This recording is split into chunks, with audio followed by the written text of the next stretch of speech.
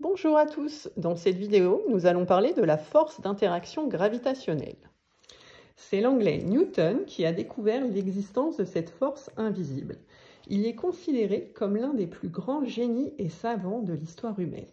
Pour la petite histoire, en 1666, le jeune Isaac Newton, alors âgé de 24 ans, a fui Londres pour échapper à une épidémie de peste qui ravage l'Angleterre. Il s'est confiné dans sa maison natale, située dans un petit village au sud-est de Nottingham.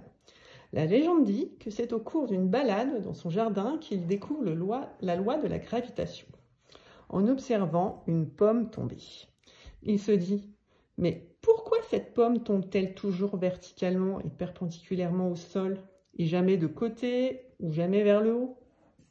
En effet, deux corps placés à une certaine distance l'un de l'autre s'attirent. Ce phénomène s'appelle la gravitation. Et plus les corps sont éloignés, voilà, plus l'attraction qu'ils exercent l'un sur l'autre est faible. Mais plus leur masse est grande, plus l'attraction est forte. Notre planète, voilà, attire vers son centre tous les objets et personnes qui se trouvent à sa surface. Cette attraction les maintient au sol, quel que soit l'endroit où ils se trouvent sur Terre. Nous allons parler maintenant de la force d'interaction gravitationnelle, voilà, que l'on va modéliser. Donc cette interaction va être modélisée par deux forces. Donc considérons deux objets, le schtroumpf et la schtroumpfette. Ils possèdent une masse, chacun une masse, M1 pour le schtroumpf, M2 pour la schtroumpfette. Ils sont distants d'une distance D, voilà. Et l'interaction gravitationnelle entre les deux objets peut être modélisée par deux forces attractives, F de 2 sur 1 et F de 1 sur 2. Donc ici, F de 2 sur 1, c'est la force exercée par la schtroumpfette sur le schtroumpf. Donc comme c'est sur le schtroumpf, là, le début de la flèche commence sur le schtroumpf. Ici, vous avez la force de F de 1 sur 2, c'est-à-dire force exercée par le schtroumpf sur la schtroumpfette. Comme c'est sur la schtroumpfette, elle commence au centre de la schtroumpfette. Ces deux forces opposées, elles ont la même direction, la même valeur, mais des sens contraires. Voilà. Et la valeur de cette force, donc la valeur d'une force s'écrit sans le vecteur dessus. Donc F de 2 sur 1 a la même valeur que F de 1 sur 2, que l'on va appeler F, G par exemple. Et c'est égal à une constante de gravitation, G, fois la masse du schtroumpf, fois la masse de la schtroumpfette, divisé par la distance entre les deux au carré. Mais attention, il va falloir bien se renseigner sur les unités. Voilà. F, c'est la valeur de la force en newton.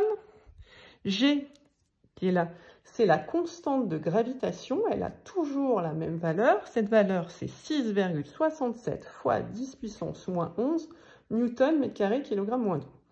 Donc cette donnée sera dans l'énoncé. M1 et M2, ce sont les masses du schtroumpf et de la schtroumpfette, par exemple, et ces masses sont en kilogrammes obligatoirement.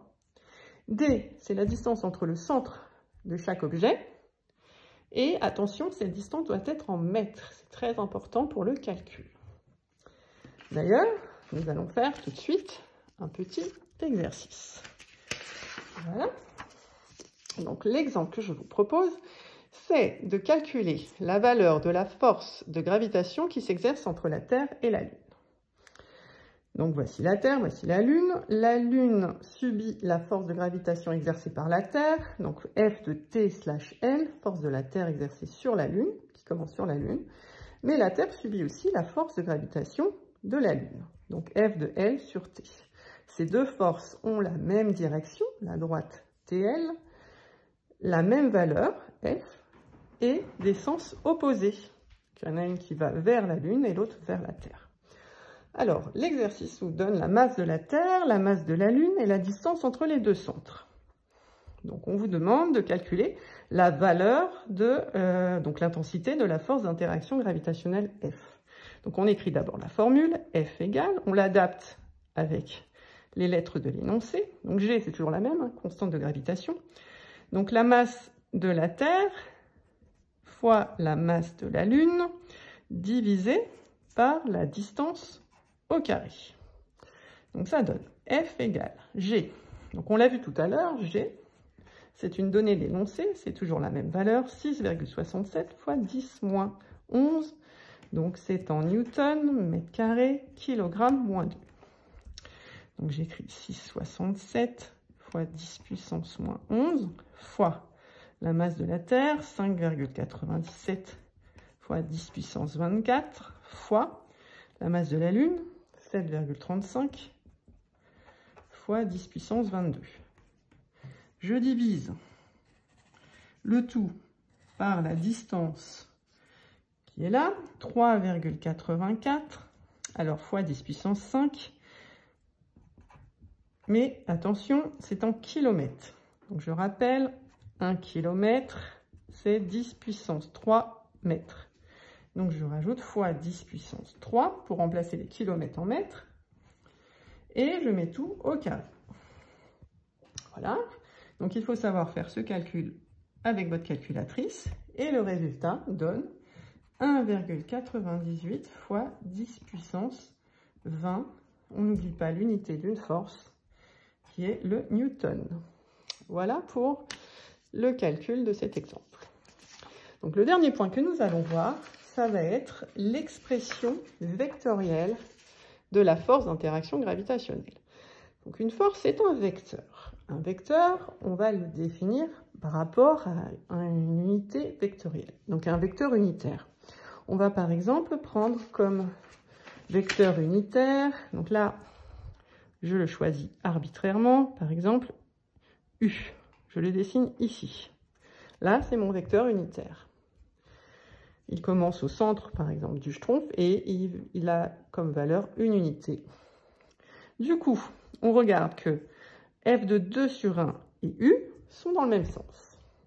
Voilà, donc f, le vecteur f de 2 sur 1, ça va être la valeur g fois la masse de 1 fois la masse de 2 sur la distance au carré, fois le vecteur unitaire u. Voilà, donc là, nous avons une expression vectorielle.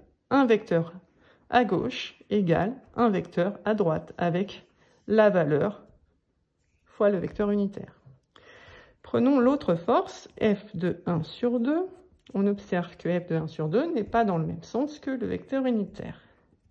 La valeur de f de 1 sur 2, c'est pareil que tout à l'heure, g fois m1 fois m2, divisé par la distance au carré. Mais comme il n'est pas dans le même sens que u, on va mettre un moins et u. Voilà. Donc on observe que les deux forces